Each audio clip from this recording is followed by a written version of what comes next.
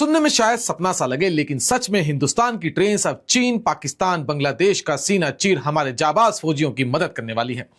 दोस्तों, रेलवे और road infrastructure जहां जहां पहुंचता है वहां पर डेवलपमेंट ऑटोमेटिकली अपने आप पहुंच जाता है। आप ये चीज बहुत अच्छे से समझते हैं और इंडिया भी ये चीज बहुत अच्छे से समझ चुका है। इसलिए इंडिया अभी प्लान कर रहा है अपने 3 सबसे सेंसिटिव बॉर्डर्स पर चाइना, पाकिस्तान और बांग्लादेश रेलवे लाइंस बिछाने का। और अमाउंट कितना है? 45,000 करोड़। और अगर इसको इंग्लिश में बोले, क्योंकि इंग्लिश में सुनने में ज्यादा अच्छा लगता है, तो लगभग अप्रोक्सीमेटली $4.7 बिलियन। सिर्फ ट्रेन के लिए इतना पैसा, या इसमें कुछ और भी छुपा है मेरे भाई? अगले 9 मिनट में मैं आपको समझाने की कोशिश करूंगा ये प्लान क्या है, कहां हो रहा है, कब होगा और सबसे इंपॉर्टेंट क्यों हो रहा है। और ट्रस्ट मी, जब आपको वाई पता चलेगा, क्यों पता चलेगा, आपको लगेगा कि ये सिर्फ ट्रांसपोर्ट की न्यूज नहीं है मेरे भाई, ये जियोपॉलिटिक्स की चेस की गेम है। तो चलिए शुरू करते हैं। नमस्कार दोस्तों, मेरा नाम है करण शर्मा और आप लोग देख रहे हैं मेरी नजर से।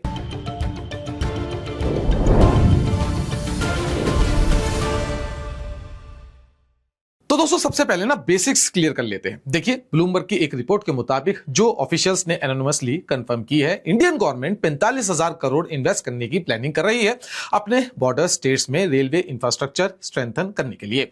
यह काम अगले 18 से 24 महीने में होगा, यानी कि 1.5 से 2 साल के अंदर यह काम खत्म ही हो जाएगा। मतलब यार भाई, ये कोई ना फ्यूचर प्लान नहीं है, ये अभी शुरू होने वाला है।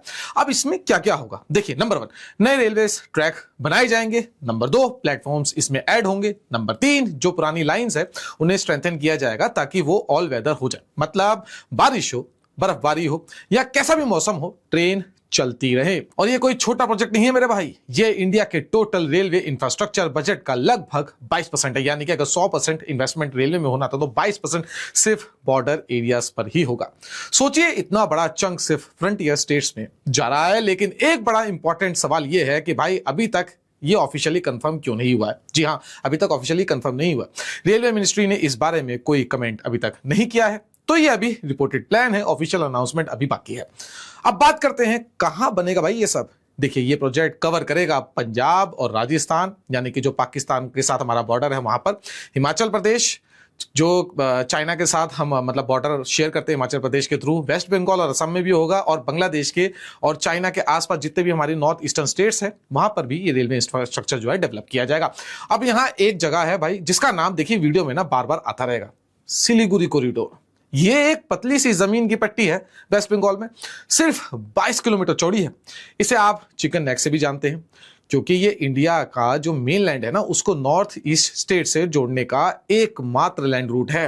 अगर कभी ये कॉरिडोर ब्लॉक हो जाए, चाहे कॉन्फ्लिक्ट से या किसी और रीजन से, तो north east India practically cut off हो जाएगा मेन लैंड से। अब समझिए ये इतना सेंसिटिव क्यों है। देखिए, यही वजह है कि ये जो रेलवे प्लान है यहां पर सबसे ज्यादा फोकस्ड रहने वाला है। अब देखिए, सबसे इंटरेस्टिंग पार्ट आता है, ये तीनों बॉर्डर्स यानी कि चाइना, पाकिस्तान, बांग्लादेश, इनकी अपनी अलग अलग स्टोरी है। चलिए एक एक करके समझते हैं कि आखिर यहां पर ही रेलवे इंफ्रास्ट्रक्चर प्रोजेक्ट क्यों बन रहा है। देखिए, सबसे पहले बात करते हैं चाइना बॉर्डर की। अच्छा, आपको याद हो तो चाइना के साथ इंडिया के जो रिलेशंस है 2020 के बाद से, जब हमारा मतलब गलवान क्लैश हुआ था, उसके बाद से थोड़ा ना स्टेबलाइज हो गया है। लेकिन बॉर्डर पर एक्टिविटी कम नहीं हुई मेरे भाई। और यहां एक चीज देखिए, आपको समझना बहुत ज्यादा जरूरी है। चाइना अपनी साइड पे यानी कि तिब्बत में पिछले कई दशक से मैसिव इंफ्रास्ट्रक्चर बना रहा है। नंबर्स देखिए, 1959 में तिब्बत में सिर्फ 7,300 किलोमीटर रोड्स थी मेरे भाई। अब 2022 तक अगर देखा जाए तो यह बढ़कर 1,20,000 किलोमीटर हो गई है। मतलब रफली अगर देखा जाए तो इन लोगों ने हर दिन 5 किलोमीटर की नई रोड डेवलप कर दी इतने सारे दशकों में।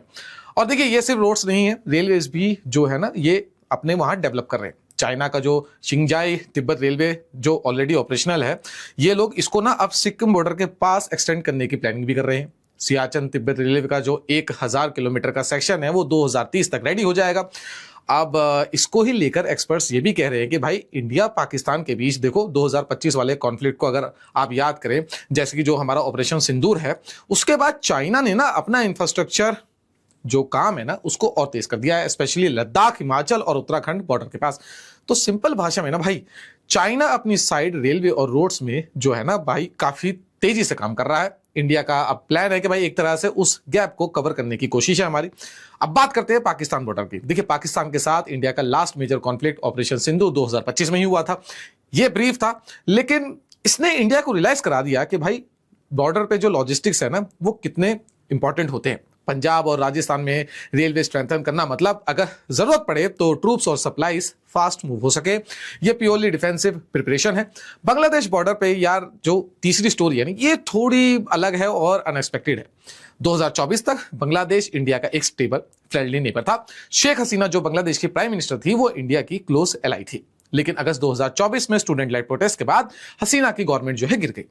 वो भागकर इंडिया आ गई। उसके बाद मोहम्मद यूनिस की लीडरशिप में एक इंटरिम गवर्नमेंट बनाई गई और तब से रिलेशंस काफी खराब हो गए हैं। हमारे बॉर्डर पर स्टैंड्स ऑफ हुए हैं, ट्रेड इश्यूज हुए हैं और ये सबसे इंटरेस्टिंग पार्ट है। कुछ बांग्लादेशी लीडर्स ने पब्लिकली सिलीगुड़ी कॉरिडोर का जिक्र किया जिसे एक वार्निंग की तरह देखा जाएगा। शेख हसीना ने खुद इसे भाई डेंजरस और इरेस्पॉन्सिबल बताया बाद में। तो सोचिए, जो कॉरिडोर इंडिया के नॉर्थ ईस्ट को कनेक्ट करता है उसका नाम अब टेंशन की बातों में आ रहा है। यही वजह है कि वेस्ट बंगाल का यह एरिया इस रेलवे प्लान में इतना प्रायोरिटी पे है। अब एक कॉन्सेप्ट समझते हैं जो पूरे प्लान की स्पाइन है, यानी कि रीढ़ की हड्डी है। Dual use infrastructure. इसका मतलब है जो भी ट्रैक बनेगा वो ना एक काम नहीं करेगा, वो एक साथ दो काम करेगा। समझिए कैसे, देखिए दिन में नॉर्मल पैसेंजर्स और कार्गो कैरी करेगा, लेकिन अगर जरूरत पड़े तो वही ट्रैक्स ट्रूप्स, वेपन्स और मिलिट्री सप्लाईज भी ले जा सकता है, फास्ट और रिलायबली। अब इससे फायदा क्या होगा? देखिए बॉर्डर एरियाज में रोड्स ऑफन मौसम की वजह से ब्लॉक हो जाते हैं, बर्फबारी, लैंडस्लाइड्स, बारिश, लेकिन रेलवे लाइंस अगर ऑल वेदर बना दी जाए तो वो मोस्टली चलती रहती है। मतलब अगर कभी टेंशन बढ़ती है किसी भी बॉर्डर पे, इंडिया अपने ट्रूप्स और इक्विपमेंट फास्ट और रिलायबली मूव कर सकता है बिना रोड कंडीशंस पे डिपेंड किए। यही वजह है कि एनालिस्ट इस प्लान को सिर्फ इंफ्रास्ट्रक्चर डेवलपमेंट नहीं बल्कि एक स्ट्रेटेजिक मूव बोल रहे हैं। अब थोड़ा देखिए बैलेंस्ड पर्सपेक्टिव भी ले लेते हैं, क्योंकि हर चीज को पॉजिटिवली देखना सही नहीं होता। पहली बात, ये प्लान अभी तक ऑफिशियली कंफर्म नहीं हुआ है, ये सिर्फ एनोनिमस सोर्सेज से रिपोर्टेड हुआ है। तो एक्चुअल बजट, टाइमलाइन या जो स्पेसिफिक्स इसमें चेंज हो सकते हैं वो क्या है वो गवर्नमेंट आपको खुद ही बताएगी, जब तक गवर्नमेंट खुद से अनाउंस नहीं कर देती। दूसरी बात, इंडिया के चाइना के साथ इंफ्रास्ट्रक्चर गैप जो है वो नया नहीं है, वो काफी पुराना है। चाइना 2017 के डोकलाम स्टैंड ऑफ से ही अपना बॉर्डर इंफ्रास्ट्रक्चर तेजी से बढ़ा रहा है। इंडिया का कैचअप अभी भी ऑनगोइंग है, सिर्फ रेलवेज में नहीं, रोड्स और एयरफील्ड्स में भी। और तीसरी बात, बांग्लादेश को एक थ्रेट की तरह ट्रीट करना काफी नया शिफ्ट है। 2024 तक वो इंडिया के सबसे स्टेबल पार्टनर्स में से एक था। इतना जल्दी रिलेशनशिप इतना जल्दी बदल देना ये थोड़ा जल्दबाजी होगी। ये खुद भी एक देखिए बड़ी मतलब जियोपॉलिटिकल स्टोरी है, सिर्फ रेलवे से ज्यादा नहीं है, तो इसको अभी और गहराई से समझना पड़ेगा।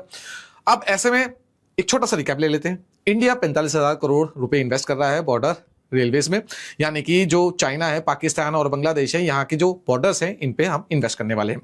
अगले 18 से 24 महीने में ये काम होगा। इसका कोर रीजन है कनेक्टिविटी इंप्रूव करना और साथ ही मिलिट्री लॉजिस्टिक्स को स्ट्रांग बनाना, स्पेशली उस क्रिटिकल सिलीगुड़ी कॉरिडोर के पास। ये सिर्फ एक ट्रांसपोर्ट प्रोजेक्ट नहीं है, ये इंडिया की लॉन्ग टर्म बॉर्डर स्ट्रेटेजी का एक बड़ा हिस्सा है।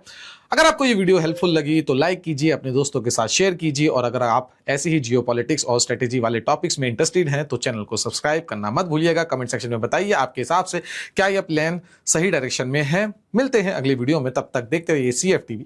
जय हिंद।